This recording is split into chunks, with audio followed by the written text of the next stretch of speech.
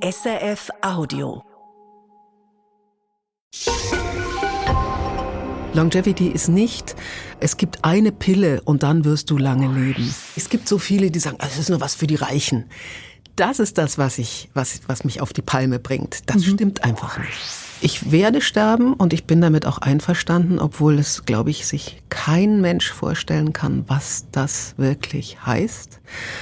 Aber ich habe viele Menschen leiden sehen und ich sehe viele Menschen leiden mit Demenz, mit Krebs, mit Diabetes, mit Arthrose, mit Herz-Kreislauf-Erkrankungen, also Schlaganfall, Herzinfarkt etc.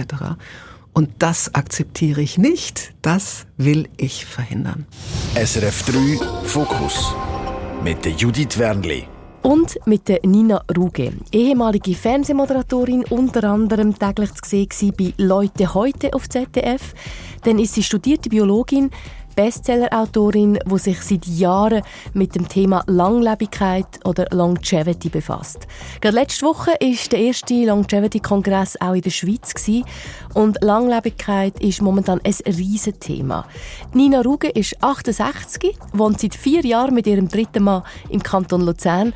Und wir haben abgemacht, dass ich das Interview Mundart machen kann, was ja Nina Ruge schon auch zeigt, dass sie sich gut eingelebt haben in der Schweiz. Ja, sehr, sehr, sehr, sehr. Aber es liegt auch daran, dass mein Vater ein ganz großer Schweiz-Fan war und hatte eine Wohnung in Murissen im Val d'Omnizia. Da war ich schon als Kind ganz früh und es war auch immer, genau wie für ihn, so mein Traumziel, wirklich hier zu leben. Und ich bin ganz glücklich, dass ich das jetzt darf. Ja, und ich habe gehört, Sie und Ihr Mann haben von ihrem Zuhause aus einen wunderschönen Blick auf den Vierwaldstättersee. Und Sie werden ja das Jahr 69. Sie können ja jetzt in aller Ruhe die Aussicht geniessen, so ein bisschen in den Tag leben. Aber ich glaube, wenn ich alles sehe, was Sie machen, sind Sie noch fast aktiver als vor 10 Jahren. Und dann habe ich mich gefragt, was ist es denn, was Sie so antreibt? Ja, da ist was dran. Das haben Sie gut beobachtet. Ich sag mir auch manchmal, sag mal, kannst du nicht mal ein bisschen runterfahren? Wäre auch für gesunde Langlebigkeit sehr hilfreich.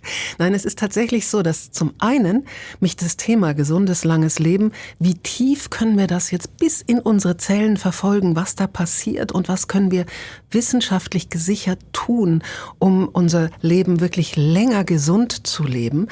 Das ist so spannend und da wird so viel geforscht und da kommt so viel ans Tageslicht. Jede Woche gibt es unglaublich spannende neue Studien, dass ich einfach wirklich richtig angefixt bin.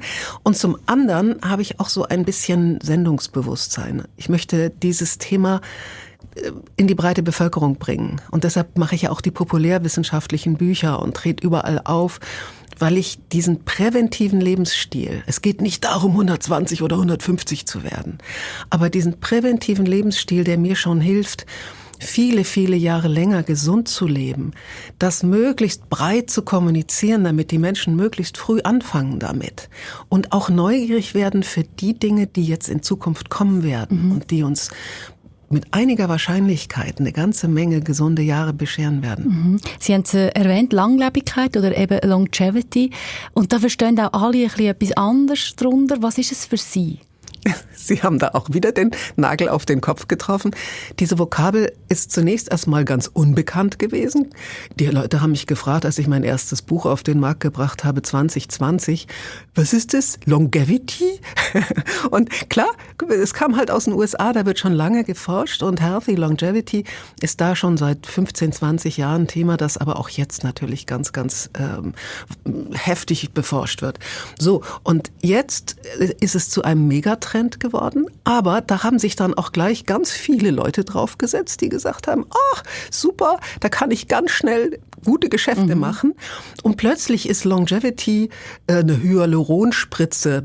Das ist dann Skin Longevity, also wenn ich mich ein bisschen schöner mache. Oder jedes Fitnesscenter kann jetzt Longevity sein, weil man durch Sport ein bisschen länger leben kann und so. Der Begriff ist sehr, sehr schwammig gewesen und er ist jetzt noch viel schwammiger geworden. Was es ja auch schwieriger macht, oder? Ja, deshalb sagen die seriösen Forscher, und das ist ja eine sehr große Gemeinde, ich nenne die wirklich schon Gemeinde weltweit, die sagen, wir brauchen einen neuen Begriff. Und der richtig gut wäre Preventive Precision Medicine. Das kann natürlich kein Mensch aussprechen und keiner merkt sich das. Also wir müssen uns mit Healthcare, Self-Care, irgendwie sowas wieder was Neues ausdenken. Genauso wie damals wie bei Anti-Aging. Das war ja auch mal ein Begriff, der war toll. Der hat auch uns dazu gebracht, wirklich sich um uns selbst zu kümmern. Und dann wurde das missbraucht für Frischzellenkuren und ich weiß nicht was alles und dann war das Ding verbrannt und dasselbe wird jetzt wahrscheinlich auch mit Longevity. Darum finde ich eben auch wichtig zu wissen, was genau verstehen Sie darunter? Das ist die Forschung und Entwicklung auf der einen Seite, warum wir altern ab dem 25. Lebensjahr, was da in uns passiert und eine wissenschaftlich gesicherte Aufklärung darüber, was können wir tun, um ganz, ganz lange gesund zu bleiben, also nicht die sogenannten Alterskrankheiten zu bekommen und dann ganz schnell zu sterben. Also nicht unbedingt länger leben, sondern bis zum Schluss gesund, weil man ja sehr lange auch noch leidet so im Durchschnitt. Sie haben ja die Zahlen auch veröffentlicht. Das sind viel zu viele Jahre. Ja, das sind, und interessanterweise, natürlich eigentlich ist es gut erklärbar, in den Industrieländern, in den hochentwickelten Ländern mit hohen Einkünften sind die Jahre am Ende des Lebens, die richtig schwer sind, also wo man schwer krank entweder im Krankenhaus, im Rollstuhl oder im Pflegeheim ist, das sind 9,6 Jahre weltweit, aber in den USA 12,4 Jahre. 12,4 Jahre. Und in Deutschland beispielsweise sind es 10,2 Jahre. Das ist wahnsinnig viel. Und das zu reduzieren auf möglichst vielleicht nur ein halbes Jahr oder, wenn es geht, gar nichts. Das ist das Ziel und das ist ein hohes Ziel. Das ist das, was Sie eben auch antreibt. Darum sind Sie ja Feuer und Flamme für das Thema. Das merkt man übrigens schon in den ersten paar Minuten. Die Augen glänzen. Aber gleich möchte ich noch schnell fragen, noch ein bisschen klarer, was ist Longevity für Sie nicht? Longevity ist nicht das Versprechen, du wirst jetzt sofort, wenn du die und die Pillen einwirfst, 120 Jahre alt. Longevity ist nicht, es gibt eine Pille und dann wirst du lange leben. Longevity ist nicht, du brauchst nichts dafür zu tun, geh nur zu einem Longevity-Arzt und bezahl viel Geld, dann wird er dich schon umdrehen sozusagen. Also wir müssen selber etwas machen, oder? Das ist genau meine Longevity-Pyramide. Die Pyramide sagt einfach über das, was wir tun können. Da gibt's einen dicken Sockel. Bei der Pyramide ist ja immer ein dicker Sockel.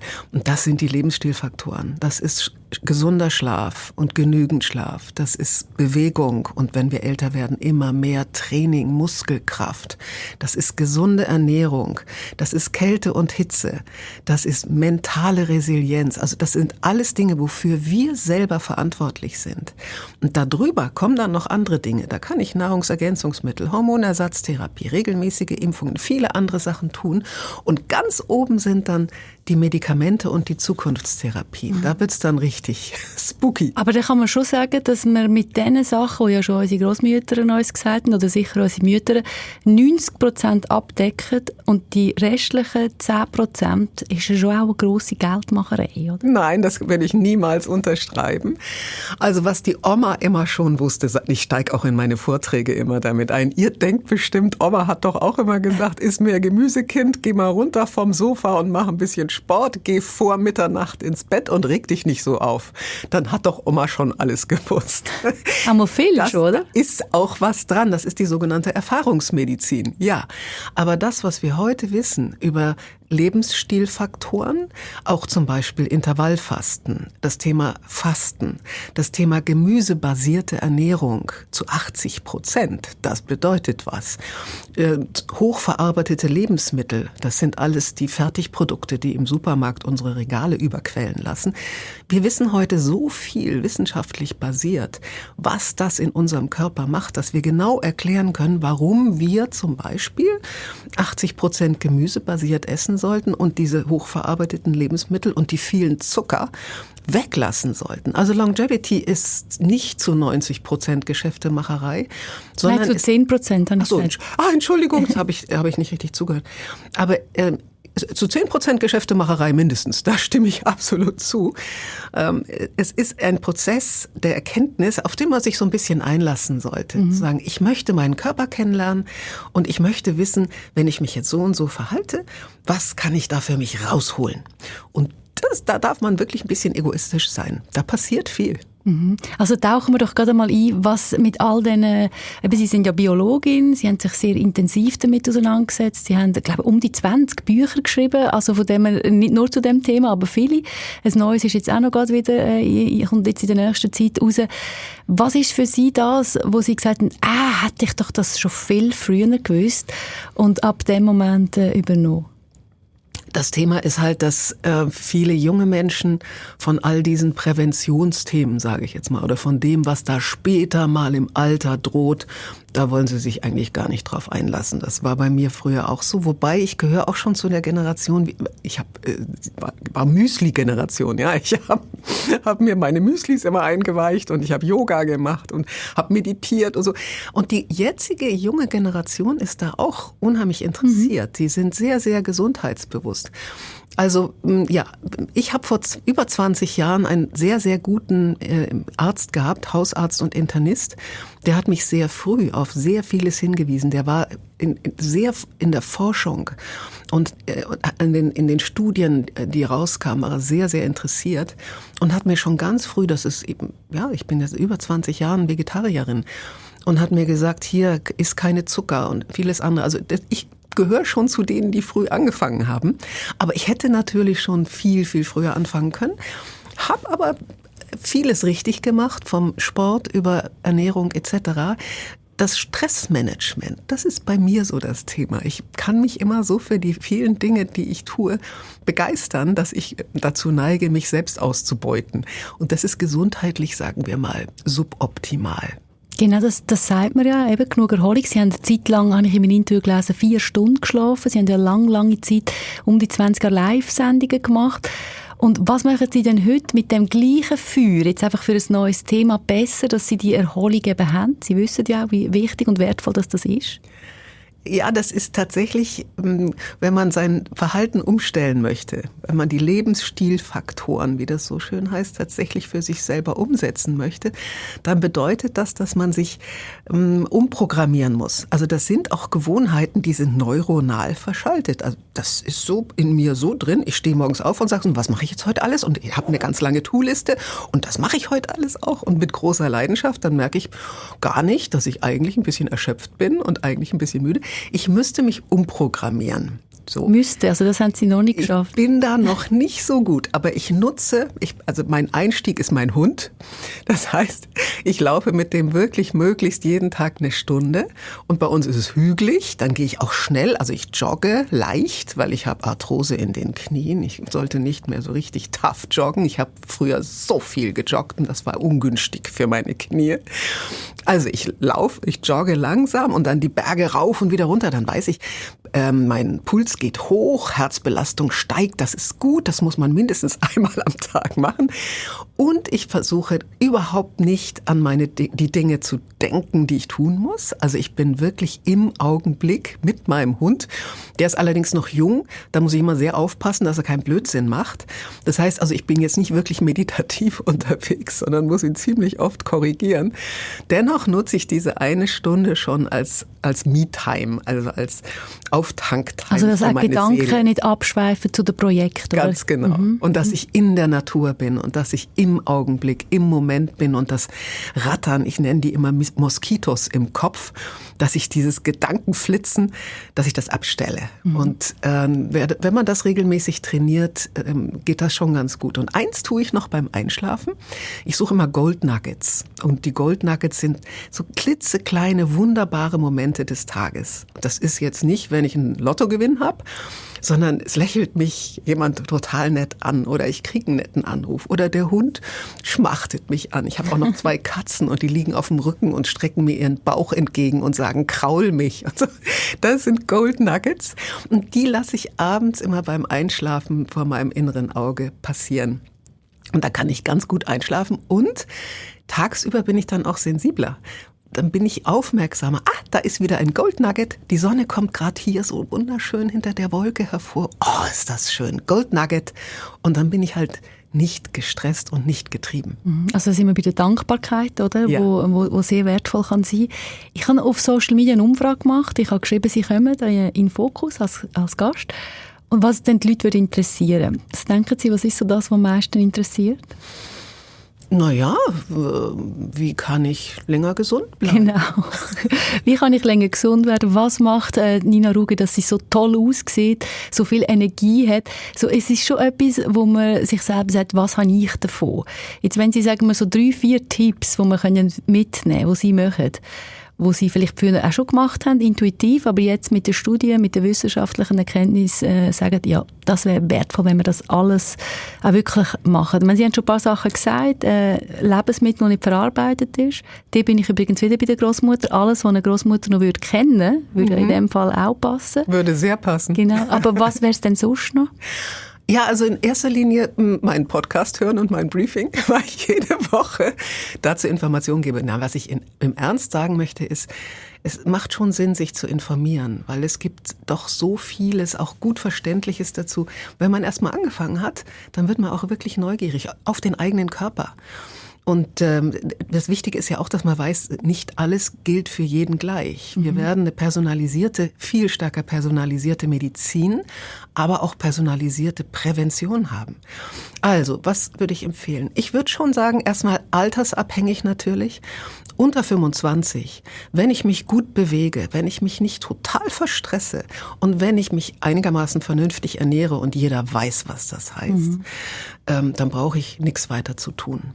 Wenn ich dann ein bisschen älter werde und dann vielleicht auch so über die 45, da passiert dann schon einiges. Die Evolution hat uns für ein Leben von circa 30 Jahren gebaut. Sie hat keine Mechanismen eingebaut, dass wir reparieren in unserem Körper, was dann so später kaputt geht. Gibt's nicht. Können wir nur unterstützen, dass das alles viel später eintritt. Von daher, wenn ich so die 25, 30 überschreite und bei vielen ist das auch überhaupt gar kein Thema, dann fange ich doch vielleicht mal an zu messen. Ich habe einen Ring, mit dem ich meinen Schlaf tracke zum Beispiel, aber auch natürlich die Schrittzahl, die Belastung oder die Pulsausschläge. Aber jetzt gerade beim Schlaf überlege ich mir dann immer, solange der Schlaf gut ist, super, hilft. Wenn er dann mal schlecht ist, hilft mir ja die Tour nicht wirklich, sondern die macht ja mir dann noch mehr Stress, weil ich ja noch sehe, dass es schlecht ist, also dass die Werte nicht gut sind. Das ist ein sehr wichtiger Einwand. Ist, finde ich, wie bei Social Media. Wenn man so einen Ring, oder ich habe eben auch ein Armband, ich trage auch eine Uhr. Also der Ring tut noch genauer messen, oder was hat der? Der misst sehr genau, das erzähle ich gleich.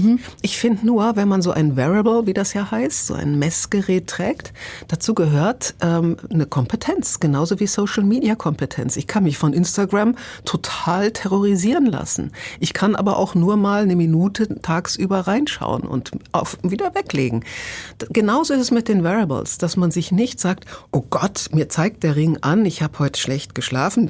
Der zeigt es auch in Form von Werten an. Also von 100 hast du heute 86 erreicht und dann kriegst du ein Krönchen, weil du das so schön gemacht hast im Schlaf. Wow, aber da hat es schon viele Sachen, das kann süchtig machen. Ja gut, aber das ist ein super Spiegel, vor allem, weil so ein Ring die Schlafphasen nach ihrer Qualität misst. Das heißt also, wie viel Zeit habe ich im Tiefschlaf verbracht, wie viel in diesem sogenannten REM-Schlaf, wo man so viel träumt und sich auch wo der Blutdruck hochgeht und alles Mögliche passiert und vieles verarbeitet wird aus dem Tag und dann die Leichtschlafphasen und auch wenn ich nachts mal wach war, das misst er auch häufig, weiß man das am nächsten Morgen gar nicht mehr.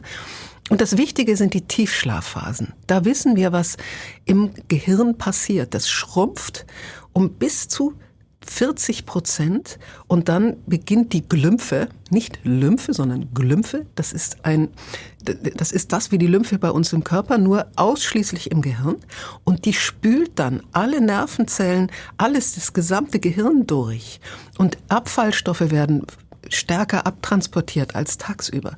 Noch dazu sind unsere Mitochondrien werden regeneriert, unser Immunsystem wird geboostet. Alles Mögliche passiert im Tiefschlaf. Also Tiefschlaf. Und dort hat es ja früher immer geheißen, vor Mitternacht. Ist das ja immer noch? Oma hat das immer gesagt und das stimmt. Also bei mir ist es zum Beispiel so, wenn ich nach Mitternacht zu Bett gehe, habe ich fast keinen Tiefschlaf. Und dann weiß ich halt, okay, Baby, musste einfach drauf gucken, musste früher ins Bett gehen, wenn du diesen wertvollen Tiefschlaf hast. Also das ist mehr so, dann weiss ich das und dann kann ich bewusst entscheiden, ist es mir das wert? Ist die Party so toll? Oder der Film oder was auch immer? Aber ich verzichte dafür auf eine erholte Nachtruhe. Oder aber ich sage, es lohnt sich und jetzt bleibe ich gleich auf, es ist egal. Also mehr, dass man sich besser spürt, oder? Um das geht es ja am Schluss, in dem Fall. Ja, und sich auch bewusster verhält. Natürlich muss man sich nicht ständig drangsalieren und sagen, du darfst nicht auf eine Party gehen. Aber dass bestimmte Gewohnheiten für dich auch verständlich werden, dass du sagst, okay, ich bin der Typ, ich habe dann ganz viel Tiefschlaf, wenn ich um 23 Uhr ins Bett gehe. Und wenn ich das auch regelmäßig mache, dann verlängert sich die Tiefschlafphase sogar. Und dann, wenn ich weiß, welche Hormone da gebildet werden, die so wahnsinnig wichtig sind für unseren Körper, hey, dann mache ich das doch total gerne. Und ich achte auch sensibler vielleicht drauf, wie ich morgens aufwache und fühle mich erfrischter und fühle mich tatsächlich energiegeladener. Also mehr Informationen für uns eigentlich auch. Das, was wir dann damit machen, ist ja immer noch individuell. Genau. Jetzt sind wir, wo sind wir gewesen? Zwischen 35, glaube ich, sind wir gewesen. Das habe ich jetzt nicht verstanden. Wo sind wir genau gewesen? Im Alter? Sie haben gesagt, unter 25 ist so, nachher ist eben der Schlaf sehr entscheidend. Also ab 25 beginnt halt der wirklich, also der Alterungsprozess beginnt in der Eizelle, in der befruchteten. Aber dass sich das bemerkbar macht, ist so ab 35. Da kann man schon mal die ersten, das sieht man ja auch bei Hochleistungssportlern. Ne? Also die sind dann nicht mehr auf dem Peak ihrer Leistungsfähigkeit. Und dass man das so richtig merkt, hängt natürlich vom Lebensstil ab. Wenn jemand nur Junkfood isst und sich nicht bewegt, wird die ersten Alterungserscheinungen schon sehr früh spüren. Es gibt schon 14-, 15-Jährige in den USA, die schon die ersten Diabetesmerkmale haben, weil die sich so schlecht ernähren, so wenig bewegen, so viel vor Social Media hocken, dass die schon auch zu hohe Blutfettwerte haben etc. Also das geht bei einem schlechten Lebensstil wahnsinnig früh los. Und bei einem guten Lebensstil halt ein bisschen später. Also rauszögern. Was machen Sie denn jetzt zum Beispiel konkret? Also wie ernähren Sie sich? Was nehmen Sie zu sich? Kann man das so sagen oder gibt es eine ganze Stunde? Ja, ich wollte gerade sagen, wie viel Zeit haben wir?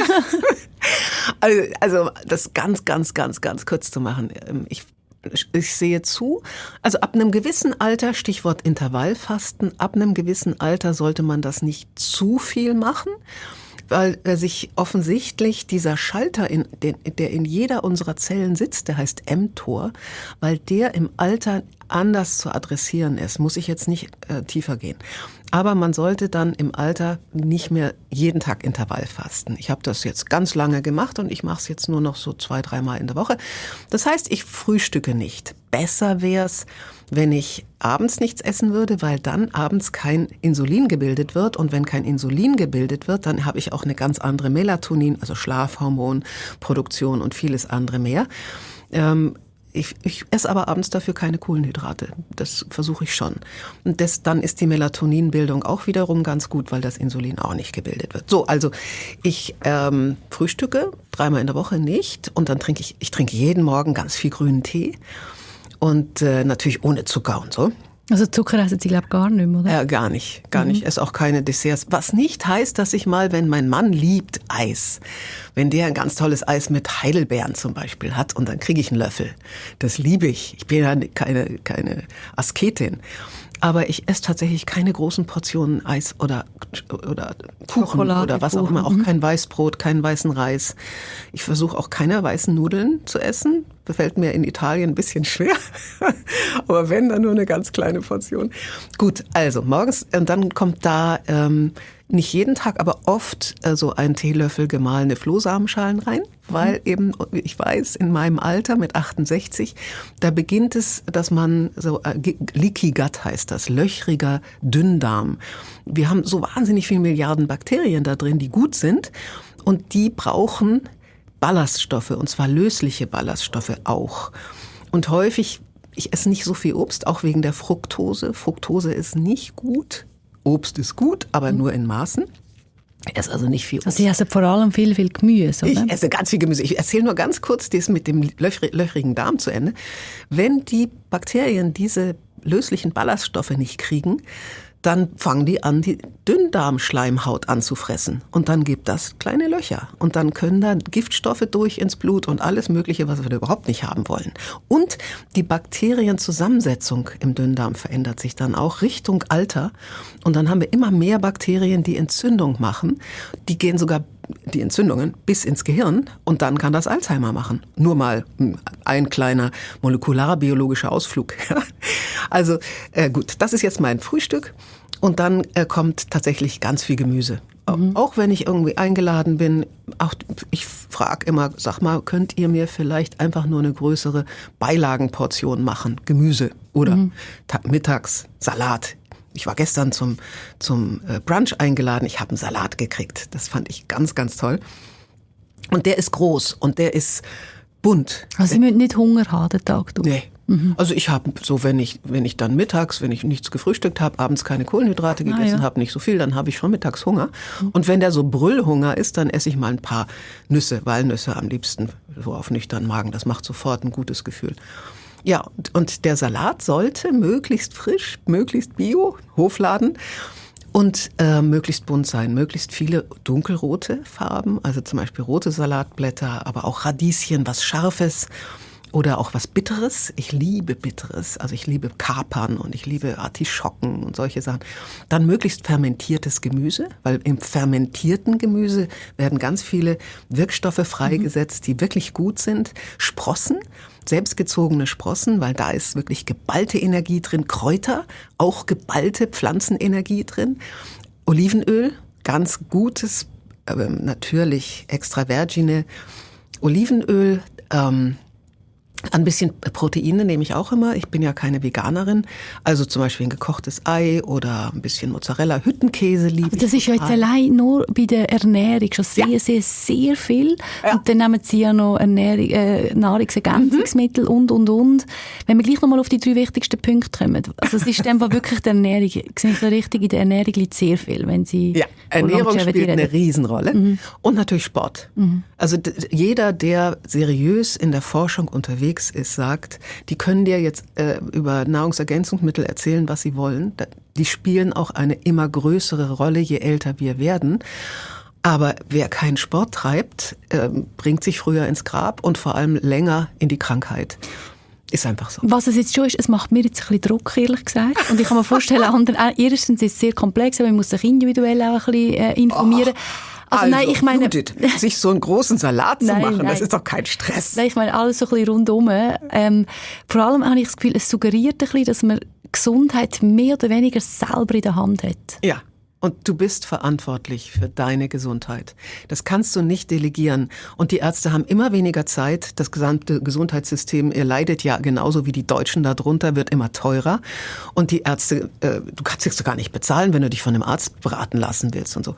Also musst du dich selber schlau machen. Und das Schöne ist, ja, das ist kein negatives Ding, weil du fühlst dich unmittelbar so schnell, so viel besser, so viel energiegeladener und spürst, hey, Self-Care, selbst kümmern, das tut gut. Und wenn du das merkst, machst du das. Das finde ich ein wichtiger Punkt und gleichzeitig ist ja auch immer ein bisschen eine Geldfrage, oder, das Ganze? Oh, also das höre ich immer mit großem Unmut, weil ich mir sage, also die Leute, die sich Fleisch kaufen und die sich so viel Zeug kaufen, zum Dessert, Torten und ich weiß nicht was alles, was geben die für ein Geld aus?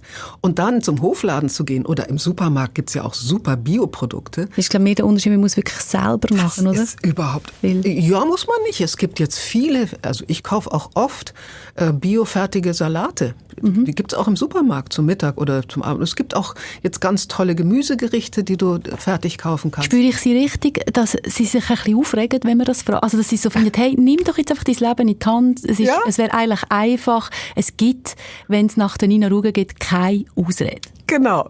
Schon. Das Thema ist, ich will dich nicht zwingen. Ja, mein Mann natürlich. lebt auch anders als ich, aber er hat schon ganz viele Dinge jetzt übernommen über die Jahre. Am Anfang hat er immer gesagt, du spinnst. Und jetzt merke ich, auch er macht jetzt jeden Tag Sport und wir beide wollen jetzt jeden Tag in den kalten See gehen. Aber ich habe ihm gesagt, das können wir nicht jetzt anfangen, es ist zu kalt. Wenn du anfangen möchtest, musst du es im Herbst machen. weil du dich wirklich dran gewöhnen musst, sonst kriegst du einen Herzinfarkt. Ja. Ja. Oder nie dran gewöhnen, in meinem Fall. Ja, so. Also ja, aber das Thema ist tatsächlich, es gibt so viele, die sagen, es ist nur was für die Reichen. Das ist das, was mich auf die Palme bringt. Das stimmt einfach nicht. Das ist etwas für die viel Zeit haben. Nee. Nein, aber ich möchte auf etwas anderes noch eingehen. Wie werden denn die Longevity-Produkte kontrolliert? Also wir kennen ja, Swissmedic ist bei den Medizinprodukten in der Schweiz. Also kann oder darf Longevity alles oder so ein bisschen ähnlich wie die Homöopathie? Oder wie ist denn das genau bei diesen Produkten? Also, es gibt ja ganz unterschiedliche, du meinst jetzt so Nahrungsergänzungsmittel Genau. und solche Dinge. Das ist tatsächlich ein Thema, da muss man sich auch wieder ein bisschen schlau machen, aber es gibt ganz klare Hinweise, was gut ist und was nicht. Ich kaufe, erstens, ich halte ganz, ganz viel davon, sich über die elementare Versorgung, wenn du ein bisschen älter wirst, 3 Gedanken zu machen. Und dazu gehört Omega-3-Fettsäuren, dazu gehört Vitamin D und dazu gehört die Gruppe der B-Vitamine. So, da kann ich nichts falsch machen. Wenn ich so ab 45 spätestens, wenn ich davon jeden Tag, da gibt's eine tolle Studie von der Uniklinik Zürich, das ist eine internationale Studie, die haben Menschen über 6 Jahre lang 2000 internationale Einheiten Vitamin D und 1 Gramm Omega-3-Fettsäuren aus Algen gegeben, plus einem 3-mal in der Woche Krafttrainingsprogramm, 30 Minuten. Das ist nicht schlimm, das ist so mit ein bisschen Hanteln und so, aber ist trotzdem regelmäßig. Das hat gezeigt, dass das Immunsystem so geboostet wurde, so viel besser wurde, dass die Krebsrate in allen Krebstypen um 61% gesunken ist. Aber das finde ich wieder schwierig. Das heisst, wenn ich jetzt Krebs bekomme, bin ich selber schuld. Nein, warum muss man immer so schwarz-weiß denken? Wenn man sagt, ich möchte etwas für mich tun, womit fange ich an, wenn ich an Nahrungsergänzungsmittel denke, dann kann das, was ich eben gesagt habe, nicht verkehrt sein. Damit kann ich ja schon mal anfangen. Und wenn du dann weißt, was so ab dem 45. Lebensjahr alles an Wirkstoffen, die in unserem Körper total wichtig sind, was sich da abbaut, was nicht mehr so viel verfügbar ist. Dazu gehört Kreatin, Taurin, Spermidin, Coenzym Q10 und dann noch eine etwas andere Gruppe, das Urolithin A. Wenn ich das weiß, dann ergänze ich das doch mal. Und da ist aber wichtig, haben Sie vorhin angesprochen, dass ich gucke, wo kommt das Produkt her. Ich bin das ist jetzt sehr ehrlich, bin sehr vorsichtig mit allem, was aus Asien kommt. Und man muss sich dann schon anschauen, entweder ich kaufe bei Firmen, die in der Schweiz, in Österreich oder in Deutschland herstellen und die einen guten Namen haben, das weiß man sowieso. Da kann ich kaufen. So. Oder wenn ich im Netz bestelle und ich weiß jetzt nicht, was ist denn das jetzt für eine Firma, dann muss ich draufgehen, muss ich gucken, geben die an, wo beziehen wir unsere Wirkstoffe? Wenn die das nicht angeben, würde ich es nicht kaufen. Also auch da Verantwortung übernehmen und sich halt wirklich auch informieren. Also wir könnten ganz sicher stundenlang über das Thema reden. Das ist ja wirklich absolut Ihres Thema. Ich weiss nicht, ist das die Fokussierung auf ein langes, auf ein gesundes Leben für Sie manchmal auch eine Flucht von der Akzeptanz vom Sterben? Vor der Akzeptanz des Leidens. Ich will nicht leiden. Ich werde sterben und ich bin damit auch einverstanden, obwohl es, glaube ich, sich kein Mensch vorstellen kann, was das wirklich heißt. Aber ich habe viele Menschen leiden sehen und ich sehe viele Menschen leiden mit Demenz, mit Krebs, mit Diabetes, mit Arthrose, mit Herz-Kreislauf-Erkrankungen, also Schlaganfall, Herzinfarkt etc. Und das akzeptiere ich nicht, das will ich verhindern. Also viele Menschen haben ja Angst auch vor dem Älterwerden. Wie ist das bei Ihnen? Da ich ja so viel in der Öffentlichkeit war und mich so viele Menschen auch immer beobachtet haben, über 30 Jahre im Fernsehen, habe ich natürlich so ein besonderes Verhältnis zur Optik. Ja, ich habe natürlich gemerkt, ja, jetzt habe ich hier die Schildkrötenfalten am Hals und solche Dinge. Und habe gespürt, also mir hilft es total, das mit einem großen Humor zu nehmen und zu sagen, hey, und eine Melancholie, zurückzugucken und zu sagen, ey, hast ja schon mal ganz gut ausgesehen, ne? Und jetzt mir zu denken, na gut, wenn da nichts anderes passiert, hey, was darfst du dankbar sein? Ein so langes, gesundes Leben und toi, toi, toi, bis heute darf ich das leben. Das ist so beflügelnd. Und ich denke schon, da kommt jetzt der mentale Aspekt dazu, der für die gesunde Langlebigkeit so wichtig ist. Was Sie vorhin gesagt haben, die Dankbarkeit, aber auch einen Sinn im Leben zu haben. Also und jeder muss seinen eigenen Sinn finden. Und der hat nichts mit mir, sondern immer etwas mit anderen zu tun. Es kann sein, dass es für Tiere gut ist, dass es für die Familie gut ist, dass es für die Gesellschaft gut ist. Und mein Sinn ist eben aufzuklären. Und wenn ich diesen Sinn positiv lebe, dann ist das ein Langlebigkeitselixier. Heute weiß man sogar, welche Hormone man da produziert, wenn man ein solches Leben führt. Also einfach den Sinn zu finden, das ist sicher etwas Wertvolles, wo wir da natürlich auch leicht privilegiert sind und das auch können zu einer Lebensaufgabe oder zu einem Lebensthema machen. Was ich spannend finde in Ihrer Biografie, ist, dass Sie ja überhaupt auf die Welt gekommen sind, ist auch ein Glück. Also ist ja bei uns allen ein Stück weit natürlich ein Glück. Aber bei Ihnen ist es ja noch spezieller. Also hätte Ihre Mutter auf die Ärzte gelassen, wären Sie gar nicht da. Wie war das gewesen, wo Ihre Mutter Ihnen das vom Start ins Leben erzählt hat, glaube ich, irgendwie mit 18? Wie war das gewesen für Sie? Ja, meine Mutter wollte mich schützen. Und sie wollte auch, dass nicht über sie geredet wird. Und sie wusste natürlich, dass Kinder einfach mal, wenn die mit besten Freundinnen zusammensitzen, quatschen. Und dann erzählen die das ihren Müttern wieder und dann wird über meine Mutter wieder geredet. Sie hat das für sich behalten und das war gut und das war auch ein bisschen schade, weil ich gespürt habe, also das ging eben darum, dass sie eine sehr schwere Krebserkrankung diagnostiziert bekam. Also wo sie schwanger war? Als sie mit mir im 4. Monat schwanger war. Und die Ärzte haben ihr gesagt, sie soll abtreiben. Und sie hat gesagt, es war ein schwarzes Melanom, das in die Lymphknoten gestreut hatte. Und das war 1956. Ja? Also da hat man noch von Krebstherapie bei Melanom noch kaum was gewusst. Und sie war Medizinerin, sie wusste, was das bedeutet und hat gesagt, ja, nee, dann bringe ich das Kind auf die Welt. Dann bleibt wenigstens was von mir. Also sie hat selber genau gewusst, auf was sie sich einlädt, oder, als Medizinerin? Ja. Sie wusste, was das bedeutet. Und sie ist dann sofort operiert worden, nachdem sie sich von der Operation, von der Geburt einigermaßen erholt hatte. Und ich war im Säuglingsheim, weil mein Vater wusste nicht so recht, wie man mit einem Säugling umgeht. Und es gab noch meine Schwester, die 5 Jahre älter war. Und dann ist sie ganz schwer bestrahlt worden und operiert worden und ist dann später, weil das ein Wunder war, sie hat das überlebt. Sie hat es 36 Jahre überlebt. Ist dann jedes Jahr nach Heidelberg ins Krebsforschungszentrum, in die Uniklinik und der Professor, der sie betreute, hat sie gecheckt und sie hat immer gesagt, ich möchte meine Kinder mitnehmen.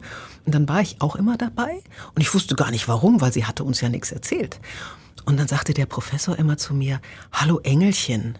Und ich dachte, ich kenne den doch gar nicht. Warum sagt der Engelchen zu mir? Und der sagte zu meiner Mutter, wissen Sie, ich bin ein ganz streng wissenschaftlich orientierter Mediziner. Aber dass Sie überlebt haben, das geht nicht mit rechten Dingen zu. Das hat was mit Ihrem Willen zu tun, zu überleben für dieses Kind. Und da kriege ich heute noch Gänsehaut. Ja, und als ich 18 war, hat sie uns das erzählt. Und das hat mich schon geschockt, aber ich habe dann im Rückblick verstanden, warum ich so ein schüchternes Kind war. Ich war ganz, ganz ängstlich und verschreckt.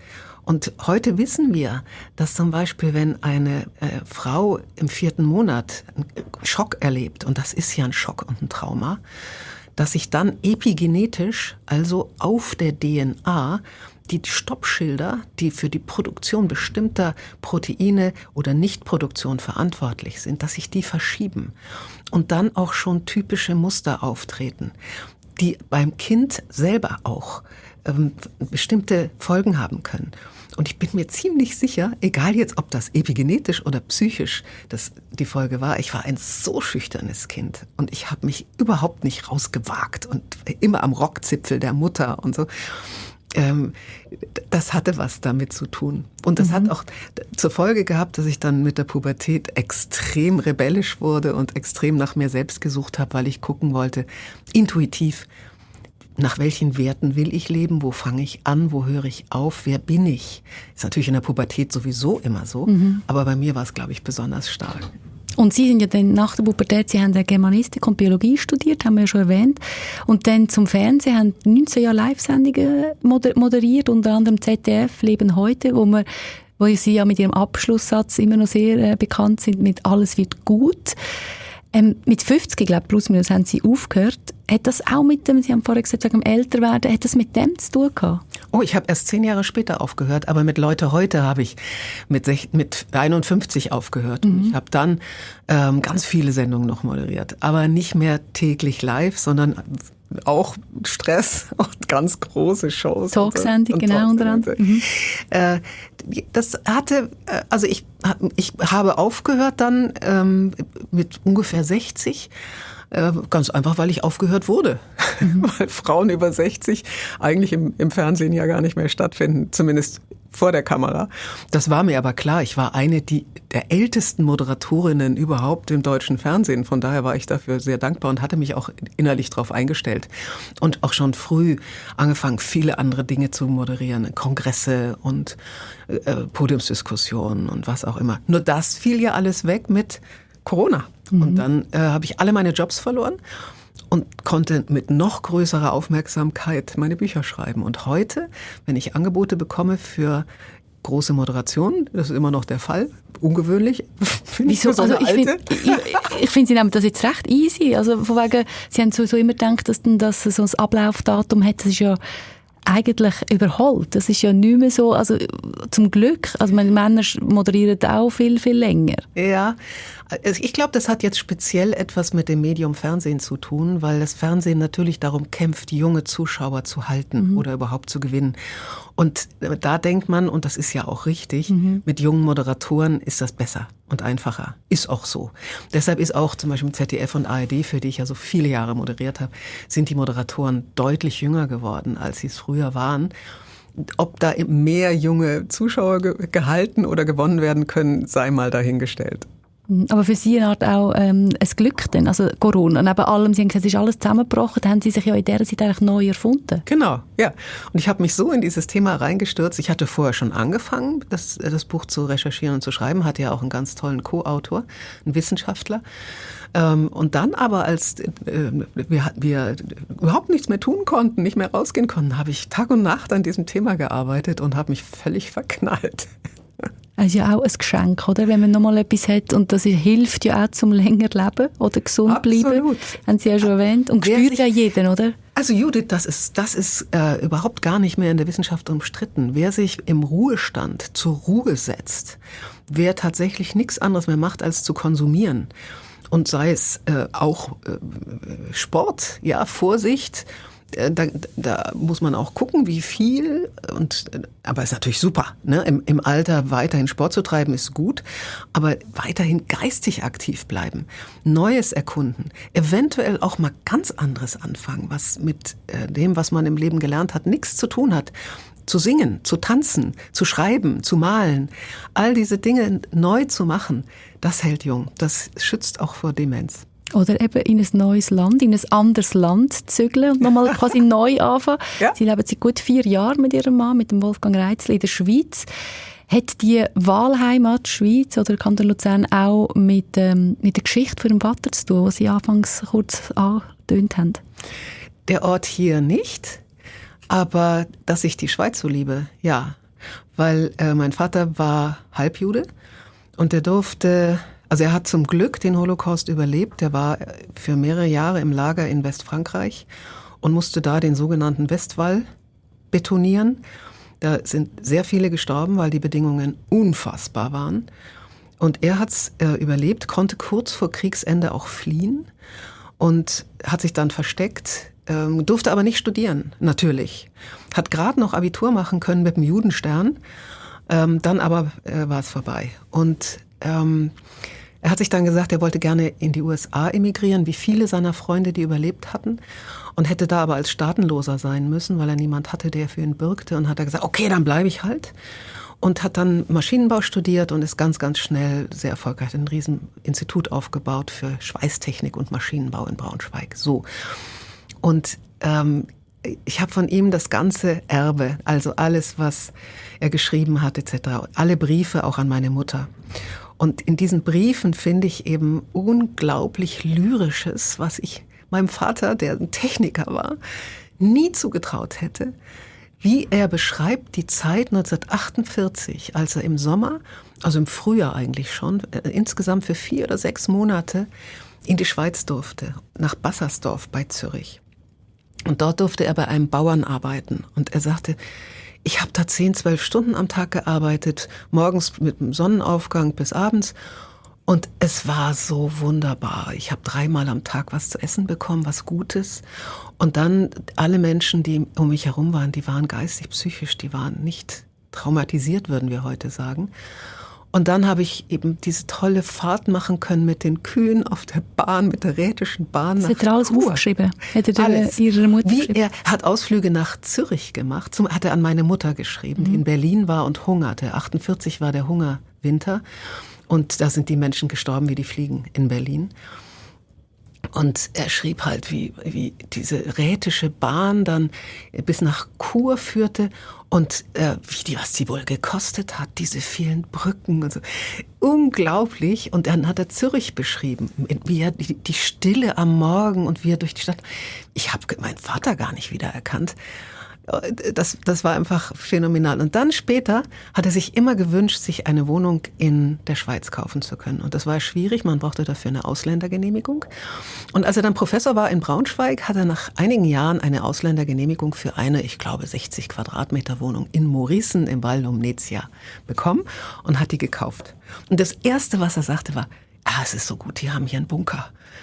Ich brauche einen Bunker überall, weil er natürlich hatte dieser Zweite Weltkrieg, er war so geprägt davon. Das hatten wir auch, als wir noch in München wohnten. Ich bin in München auch geboren. Da hat er ein Haus gebaut und da ist auch unten ein Bunker drin und auch eine Pistole. Und er wollte nie wieder nach Berlin zurück, weil da waren die Nazis und da waren dann auch später die Russen. Und das war für ihn nie wieder. Die ganze Familie kam eigentlich aus Berlin und waren eigentlich Banker gewesen.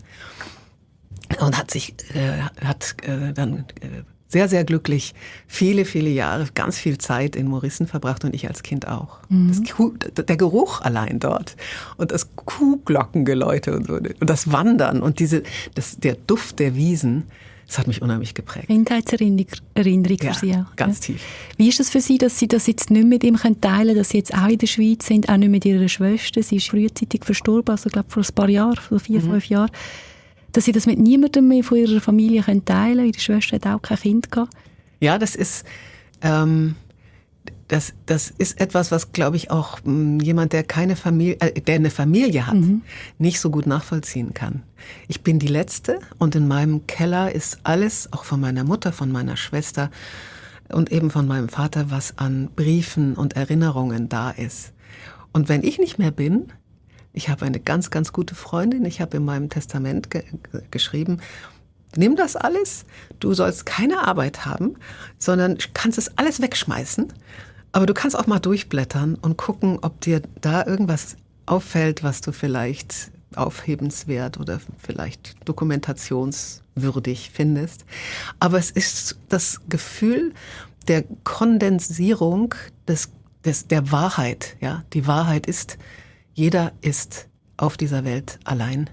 Das ist nicht schlimm. Ich bin ja nicht einsam, ich bin nur allein. Und das bin ich jetzt tatsächlich. Mein Mann hat 2 Töchter und die haben beide Familie und er hat 4 Enkel. Und natürlich habe ich auch viel Kontakt zu denen. Aber aus meiner Familie bin ich die Letzte und mit mir ist dann diese Familie vorbei. Und das ist das ist das Gefühl, passiert auf der Welt millionenfach. Und es macht mir diese Endlichkeit und das Alleinsein sehr deutlich und fokussiert mich noch stärker, mich sinnvoll zu betätigen und sinnvoll zu leben. Und etwas weitergeben, weil Sie haben das auch im Vorgespräch mir eben erzählt, darum habe ich es überhaupt jetzt erwähnt, weil das ist auch eine sehr persönliche Frage. Kann das auch sein, dass es eben mit dem noch intensiver ist, dass die Langlebigkeit Ihnen so am Herz ist? Also das Thema gesunde Langlebigkeit ist für mich so wichtig tatsächlich, weil es auf der einen Seite, wer sich mit dieser Zellbiologie was in unseren Zellen alles passiert, nicht nur beim Altern. Wer sich damit ein bisschen genauer beschäftigt, ich muss immer an Einstein denken, der gesagt hat, bei der Betrachtung des Alls, entweder, man muss sich entscheiden, entweder ist nichts ein Wunder oder es ist alles eins. Ich glaube an Letzteres, hat er gesagt. Und mir geht es so, wenn ich die Zellbiologie mir anschaue. Das ist so phänomenal. Diese Intelligenz in unseren Zellen, in unserem ganzen Körper, in unserem Stoffwechsel. Und je tiefer man eintaucht, desto größer wird die Ehrfurcht. Also das ist es eigentlich, was mich da so tief fasziniert. Und ich wünsche mir auch, dass ganz, ganz viele junge Menschen sagen, hey, das finde ich total spannend, das möchte ich studieren. Molekularbiologie, Biotechnologie, Genetik.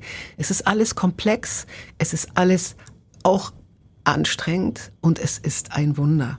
Und es ist die Zukunft. Das wird das nächste ganz große Business. Wer dabei sein will, sollte das studieren. Das ist natürlich jetzt nochmal ein anderer Aspekt. Ja, auch spannend, weil Sie haben ja mir auch gesagt, dass die Schweiz oder allgemein der deutschsprachige Raum auch recht hinten an ist in Sachen Langlebigkeit, dass andere Länder viel weiter sind. Ich weiss nicht, wie weit Italien ist, aber ich weiss, dass Sie dort wahnsinnig gern auch sind und dort sogar Wein trinken von ihrem Weingut. Also für alle, die jetzt denken, Nina Ruge hat gar keine Sünde, also Anführungszeichen, Schlusszeichen Sünde, aber wenn ich ein Glas Wein trinke, die Nacht ist dann wirklich nicht gleich gut, wie wenn ich gar keinen Wein trinke. Dort ist eigentlich auch der Beweis, dass Sie es schon auch mit dem Leben mitgehen, mit dem Flow. Ja, genau. Das ist meine Sünde. Ich liebe Wein und ich trinke regelmäßig Wein. Es ist heute schon fast, oh Gott, weil das ist ein großer Trend. Also in Ihrem Kreis ist das wahrscheinlich unter so. Jungen Leuten auch. Also das ist tatsächlich eher so die gebildetere Schicht. Aber es gibt jetzt auch gerade einen neuen Bestseller von dem Bas Kast, Ernährungskompass. Der sagt, also Wein ist schon ab dem ersten Glas krebserregend und so. Ja, er hat recht, stimmt. Und trotzdem, wir haben ein kleines Weingut in Italien. Und das wäre erstens schon sehr komisch, wenn die Besitzer keinen Wein trinken würden. Und zum Zweiten, der Wein ist sehr gut. Das ist der Werbeblock. Ich trinke einfach sehr gerne jeden Abend ein Glas Rotwein, das mache ich. Ist denn das auch der Ort in der Toskana, wo Sie richtig zum Geniessen kommen und einfach mal nichts machen? Gibt's die Nina Ruge? Also, ich habe eigentlich meine Bücher da geschrieben. Ich schreibe die auch in meinem Arbeitszimmer hier in der Schweiz, aber Schwerpunkt in Italien, weil ich habe da ein Gewächshaus und das ist ganz aus Glas. Das ist ein altes Gewächshaus, das wir wieder hergerichtet haben und da habe ich auch WLAN drin und das kann ich auch oben mit so einem Stoffsegel abdecken, sodass es nicht so heiß wird und da stört mich keiner. Da kann ich so gut arbeiten. Und ich arbeite schon viel, wenn ich in der Schweiz bin. Ach, Frau Ruge, wenn ich in Italien bin. Es ist einfach eine Leidenschaft. Aber wir haben einen See. Wie durch ein Wunder wächst da Lotos, indischer Lotos. Der ist im Sommer komplett bedeckt mit diesen riesigen tellerförmigen Blättern. Und dann kommen da diese meterhohen Stängel raus mit diesen riesigen rosa Blüten. Und wir haben einen Steg, der führt in diesen kleinen See. Und da setze ich mich hin und meditiere und gucke den Libellen zu und den vielen Insekten, die da fliegen und höre die Vögel zwitschern. Das ist das Paradies. Ja, und es ist ja auch bewiesen und ich glaube, das spürt man auch, dass eben nicht einfach nichts mehr machen das Beste ist für einen. Oder? Sie haben es ja ein paar Mal erwähnt. Eben, das weiss man auch, sich für neue Sachen interessieren, das hilft alles auch. Wir sind am Schluss vom Gespräch, darum würde mich noch wundern, was wünschen Sie sich persönlich für die nächsten paar Jahre? Ein gesundes Leben. Ja, ich wäre natürlich total glücklich, wenn mich diese Alterskrankheiten möglichst spät heimsuchen. Das wünschen wir auch. Alles Gute, Nina Ruge. Und wir haben noch Musik zum Schluss, Coldplay. Ja. Was jetzt mit Coldplay auf sich? Oh, das ist ein bisschen, ist es Fix You? Das ist der Song, den ich meiner Schwester gewidmet habe, nachdem sie gestorben war. Dann hören wir uns Fix You doch sehr gerne an. Nina Ruge, Biologin, Fernsehfrau und Longevity-Expertin im Fokus.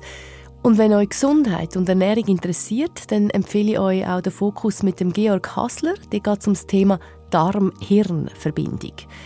Den Link dazu den findet ihr in den Shownotes. Danke fürs Zuhören. Ich hoffe, ihr habt auch etwas für euch mitnehmen aus dem Gespräch. Feedback oder auch Wünsche jederzeit gerne an fokus@srf.ch. When you try your best but you don't succeed, when you get what you want but not what you need,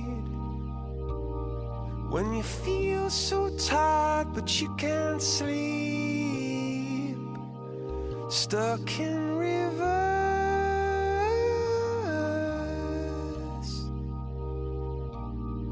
and the tears come streaming down your face, when you lose something you can't replace, when you love someone but it goes to waste, could it be worse?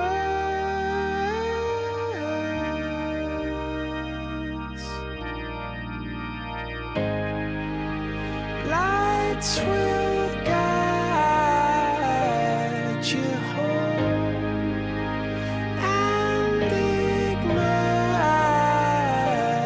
your bones, and I will try to fix you.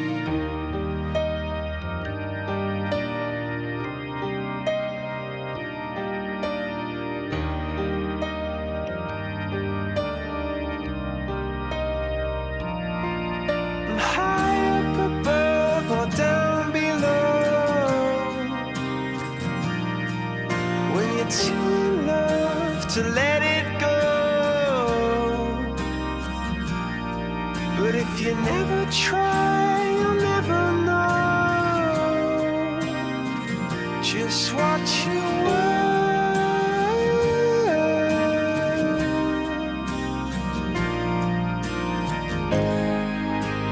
Lights will guide you home and ignite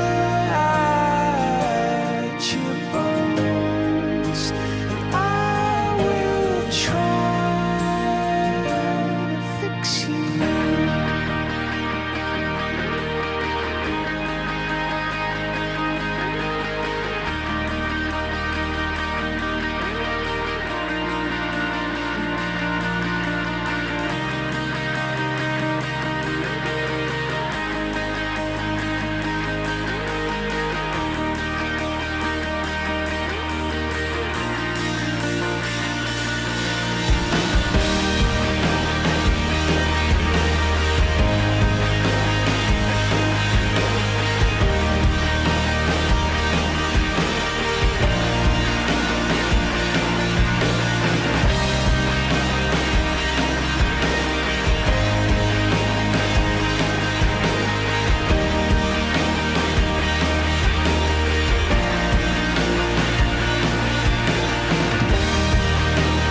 Tears stream down your face when you lose something you cannot replace.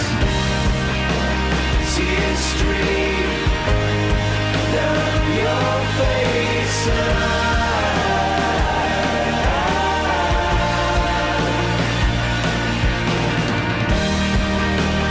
tears stream down your face. I promise you I will learn from my mistakes. Tears stream down your face,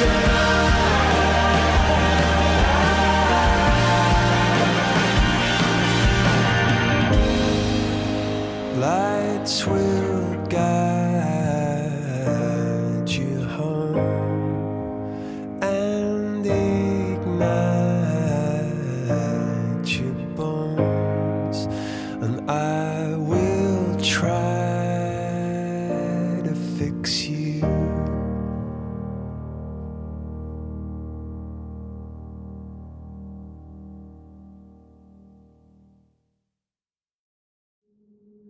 Das war ein Podcast von SRF.